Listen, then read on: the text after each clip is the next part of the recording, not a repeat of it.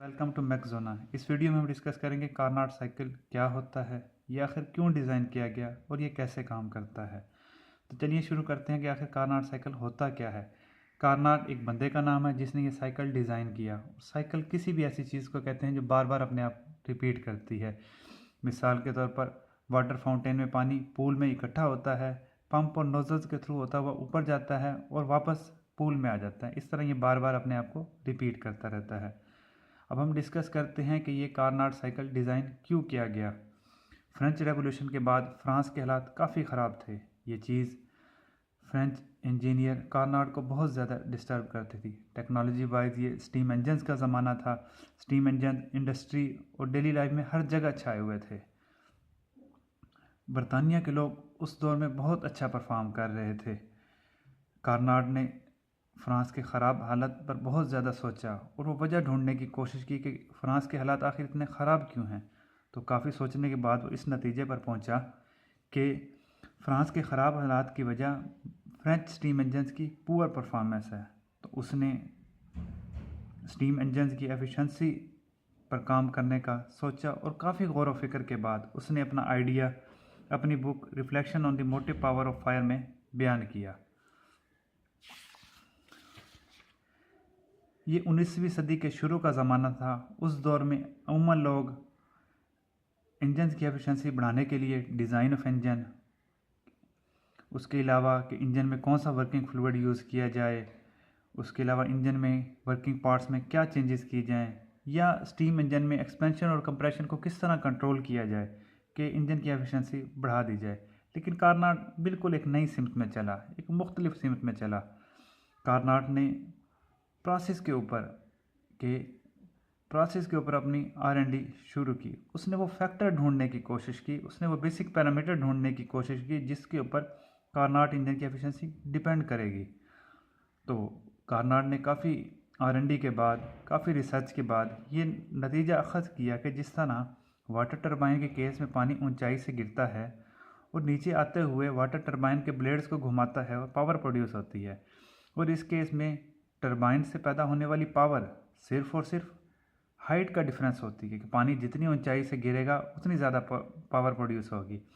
कार्नाट ने कहा कि बिल्कुल इसी तरह हीट इंजन के केस में भी हाई टेम्परेचर रिजर्वायर और लो टेम्परेचर रिजर्वायर का डिफरेंस जितना ज़्यादा होगा उतना ज़्यादा पावर प्रोड्यूस होगी। इसी प्रिंसिपल पर कार्नाट ने एक इंजन डिज़ाइन किया जिसको हम कार्नाट इंजन कहते हैं, और उसकी एफिशिएंसी हम इस तरह निकाल सकते हैं।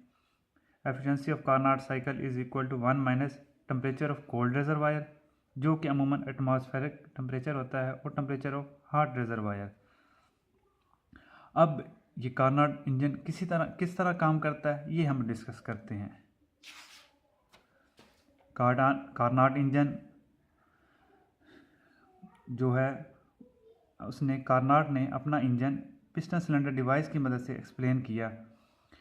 अब इस कार्नाट साइकिल में 4 प्रोसेसेस होते हैं, और ये इस 4 प्रोसेस में 2 एक्सपेंशन के प्रोसेसेस होते हैं और 2 कंप्रेशन के प्रोसेसेस होते हैं, और ये चारों प्रोसेसेस रिवर्सिबल होते हैं। अब ये रिवर्सिबल प्रोसेस क्या चीज़ होती है? रिवर्सिबल प्रोसेस एक ऐसा प्रोसेस होता है जिस दौरान हमें मैक्सिमम वर्क मिलता है। इसके मुतालिक हम मज़ीद डिस्कशन आने वाली वीडियोज़ में करेंगे। चलिए इन चारों प्रोसेस को समझने की कोशिश करते हैं। इनिशियली पिस्टन पोजीशन 1 पर मौजूद है और सिलेंडर के हेड पर एक एनर्जी सोर्स जिसका टेम्परेचर TH है मौजूद है, और ये सोर्स का टेम्परेचर और सिलेंडर के अंदर मौजूद गैस का टेम्परेचर एक ही है। पिस्टन पोजीशन 1 से 2 की तरफ मूव करता है, सिलेंडर का वॉल्यूम बढ़ता है, एक्सपेंशन का प्रोसेस होता है, और सिलेंडर के अंदर मौजूद गैस एक्सपेंशन की वजह से उसका टेम्परेचर कम हो जाता है। जो ही उसका टेम्परेचर कम होता है, ये एनर्जी सोर्स उसको QH हीट सप्लाई कर देता है। ये हीट जो गैस को मिलती है, ये गैस का टेम्परेचर कांस्टेंट रखती है, यानी 1 से 2 के दरमियान ये कांस्टेंट टेम्परेचर एक्सपेंशन होती है। तो इसको हम कह सकते हैं आइसोथर्मल एक्सपेंशन। उसके बाद जो ही पिस्टन पोजीशन 2 पर पहुंचता है, हम ये एनर्जी सोर्स को रिमूव कर लेते हैं और इसकी जगह हम सिलेंडर हेड के ऊपर इंसुलेशन लगा देते हैं। अब पिस्टन अपना एक्सपेंशन का प्रोसेस कंटिन्यू करता है 2 से 3 और जो ही पिस्टन अपना पोजीशन 2 से 3 की तरफ मूव करता है इसका टेम्परेचर कम होना शुरू हो जाता है और ये कम होता होता टेम्परेचर TH से TL की तरफ आ जाता है। इस दौरान ना सिस्टम में हीट इंटर होती है ना रिजेक्ट होती है, तो इसको हम रिवर्सिबल एडियाबैटिक एक्सपेंशन कहते हैं। जो ही पिस्टन पोजीशन 3 पर पहुंचता है हम ये इंसुलेशन रिमूव कर देते हैं और सिलेंडर हेड के ऊपर एक एनर्जी सिंक जिसका टेम्परेचर TL है और ये वही टेम्परेचर है जो पिस्टन के अंदर मौजूद गैस का है। पिस्टन पोजीशन 3 से 4 की तरफ मूव करता है। अब पिस्टन गैस को कंप्रेस करता है। गैस को कंप्रेस करता है तो गैस का टेम्परेचर बढ़ता है। गैस का टेम्परेचर बढ़ता है तो गैस अपना हीट जो सिलेंडर हेड के ऊपर मौजूद सिंक है वो उसको ट्रांसफ़र कर देती है QL। अब इस दौरान भी टेम्परेचर कांस्टेंट रहा तो इसको हम कह सकते हैं रिवर्सिबल आइसोथर्मल कंप्रेशन। जो ही पिस्टन पोजीशन 4 पर पहुंचता है हम ये सिंक को रिमूव कर लेते हैं और सिलेंडर के हेड के ऊपर हम इंसुलेशन लगा देते हैं। पिस्टन कंप्रेशन को कंटिन्यू करता है 4 से 1 के दरमियान और उसके अंदर मौजूद गैस का टेम्परेचर बढ़ना शुरू हो जाता है। ये बढ़ता बढ़ता TL से TH हो जाता है। अब इस दौरान ना हीट इंटर हुई ना रिजेक्ट हुई, तो हम इसको कह सकते हैं रिवर्सिबल एडियाबैटिक कंप्रेशन। अब ये वही टेम्परेचर है TH जहाँ से हमने स्टार्ट किया था, यानी साइकिल जहाँ से शुरू हुआ था उसी स्टेट पर आकर ख़त्म हुआ। अब हम इस सारे प्रोसेस को PV डायग्राम पर समझने की कोशिश करते हैं। 1 से 2 के दरमियान आइसोथर्मल कंप्रेशन हुई, कांस्टेंट टेम्परेचर की लाइन है और यहाँ पर जो सोर्स से QH हीट इंटर हुई ये वो हमने शो कर दिया। 2 से 3 के दरमियान आइडियाबैटिक एक्सपेंशन हुई। अब आइडियाबैटिक एक्सपेंशन की लाइन थोड़ी सी स्टीप होगी क्योंकि इसमें थोड़ा सा टेम्परेचर चेंज है। ये आइडियाबैटिक एक्सपेंशन की लाइन आ गई 2 से 3 के दरमियान। 3 से 4 के दरमियान पिस्टन दोबारा ऊपर गया और इसने अपनी हीट रिजेक्ट कर दी सिंक की तरफ, तो ये एक हीट रिजेक्शन का प्रोसेस आ गया QL। 3 to 4 ये भी एक कांस्टेंट टेम्परेचर की लाइन होगी क्योंकि आइसोथर्मल प्रोसेस है। 4 to 1 के दरमियान पिस्टन दोबारा अपनी इनिशियल पोजीशन पर गया और टेम्परेचर TL से TH हो गया, तो ये एडियाबैटिक कंप्रेशन की लाइन आ गई। अब क्योंकि PV डायग्राम में जो लूप का एरिया होता है, जो area under the PV diagram होता है वो वर्क देता है, तो इस सर्कल का जो एरिया है, इस लूप का जो एरिया है वो हमें नेट आउटपुट वर्क देगा। इसी चीज़ को हम टेम्परेचर एंट्रोपी डायग्राम पर समझने की कोशिश करते हैं। 1 से 2 के दरमियान आइसोथर्मल एक्सपेंशन हुई थी, टेम्परेचर कांस्टेंट था, तो ये कांस्टेंट टेम्परेचर लाइन आ जाएगी और ये अमाउंट ऑफ हीट QH इसको मिल जाएगी। 2 से 3 के दरमियान पिस्टन एक्सपेंशन की थी और इसका टेम्परेचर कम हुआ था। अब ये रिवर्सिबल एडियाबैटिक एक्सपेंशन थी। रिवर्सिबल एडियाबैटिक को हम आइसेंट्रोपिक भी कहते हैं। अब ये आइसेंट्रोपिक क्या चीज़ होती है? आइसेंट्रोपिक एक ऐसा प्रोसेस होता है जिस दौरान इंट्रोपी कांस्टेंट रहती है। अब इंट्रोपी किसे कहते हैं? हम इंट्रोपी को हम आने वाली वीडियोस में डिटेल से डिस्कस करेंगे। अब तक के लिए सिर्फ इतना ही कि entropy is the measure of irreversibilities, यानी ये वो चीज़ होती है जो हमारे मैक्सिमम वर्क को कम करती है। उसके बाद 3 से 4 के दरमियान कंप्रेशन का प्रोसेस हुआ और ये कांस्टेंट टेम्परेचर कंप्रेशन थी, इस वजह से कांस्टेंट टेम्परेचर की लाइन आ जाएगी। 4 से 1 के दरमियान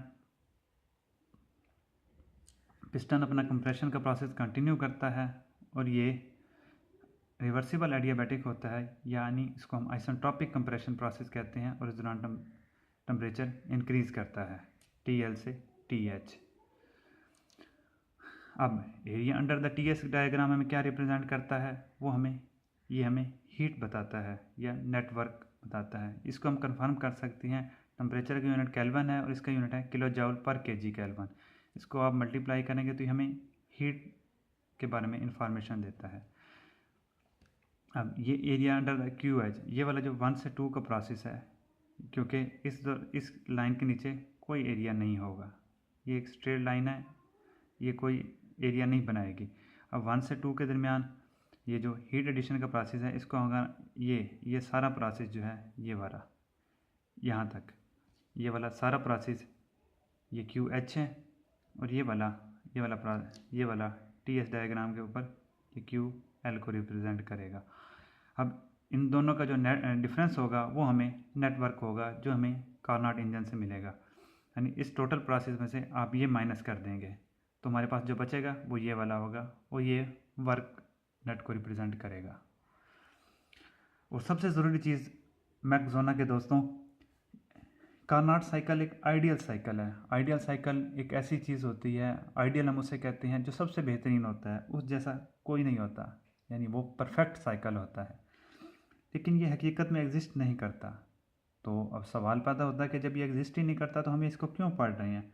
तो इसका जवाब ये है कि जिस तरह हम सारी ज़िंदगी परफेक्ट दोस्त, परफेक्ट फादर या परफेक्ट बॉयफ्रेंड बनने की कोशिश करते हैं, लेकिन हम कभी भी बन नहीं पाते, लेकिन हमेशा हम कोशिश करते रहते हैं। परफेक्शन जो हमारा बेंचमार्क होती है, बिल्कुल इसी तरह जितने भी पावर साइकिल्स हम पढ़ेंगे, गरचे वो पावर प्रोडक्शन के हों या वो इंजन्स के हों या वो रेफ्रिजरेशन के हों, कार्नाट साइकिल हमारे लिए एक परफेक्ट साइकिल के तौर पर हमारे लिए बेंचमार्क होगा, हमारे लिए स्टैंडर्ड होगा।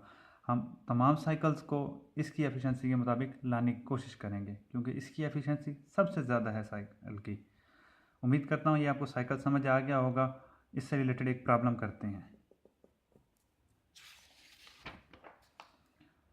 The turbine in a steam power plant takes heat from a boiler at 426 degree centigrade and exhausts it into a low temperature reservoir at 75 degree centigrade.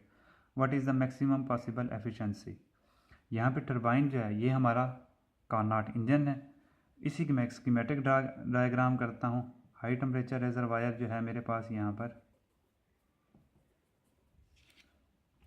वो है 426 डिग्री सेंटीग्रेड पर। उसके बाद मेरा कार्नाट ये इंजन है जो टर्बाइन है।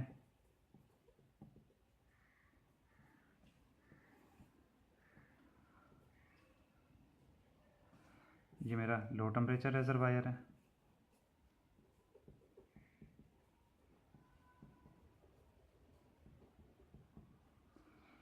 इसका टेम्परेचर है 75 डिग्री सेंटीग्रेड।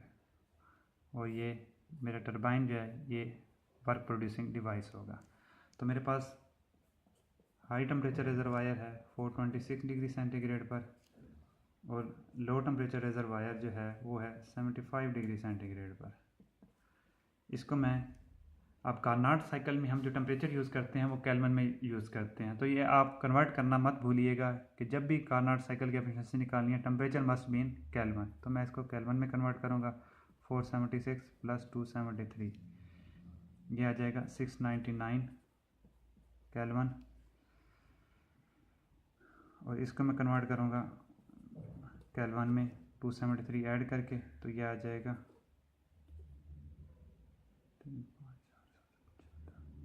348 केल्विन।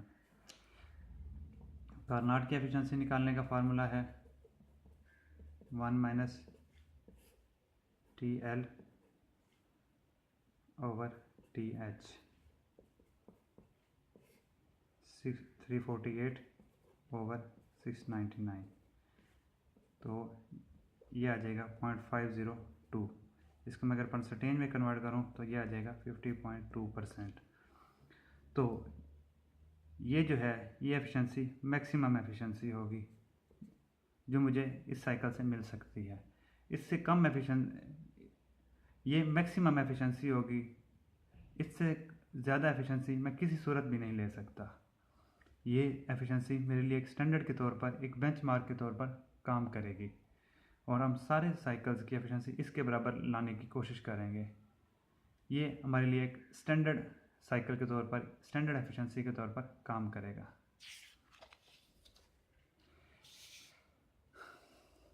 चलो दोस्तों, जो पढ़ा है उसको रिवाइज कर लेते हैं। कार्नाट साइकिल जो है वो एक आइडियल साइकिल है, यानी ये सबसे बेहतरीन साइकिल है। इसकी एफिशिएंसी सबसे ज़्यादा होगी। इसकी एफिशिएंसी हम निकाल सकते हैं 1 - temperature of cold medium / temperature of hard medium. Carnot cycle की एफिशिएंसी सबसे ज़्यादा होती है, लेकिन ये 100% कभी भी नहीं होगी। इसकी एफिशिएंसी सब साइकिल से ज़्यादा होगी, लेकिन 100% नहीं होगी। अब ये क्यों नहीं होगी 100%? इसकी वजह ये है कि ये हमारे ऊपर नेचर की तरफ से लिमिटेशन है कि आप जितनी भी हीट देते हैं उसका कुछ ना कुछ हिस्सा आप ज़ाया लाजमी करेंगे। इसलिए इसकी एफिशिएंसी कभी भी 100% नहीं हो सकती। अब ये क्यों नहीं हो सकती? इसके बारे में हम मज़ीद डिटेल से discussion second law of thermodynamics में करेंगे। थैंक यू दोस्तों, वीडियो को लाइक और सब्सक्राइब करना मत भूलिएगा।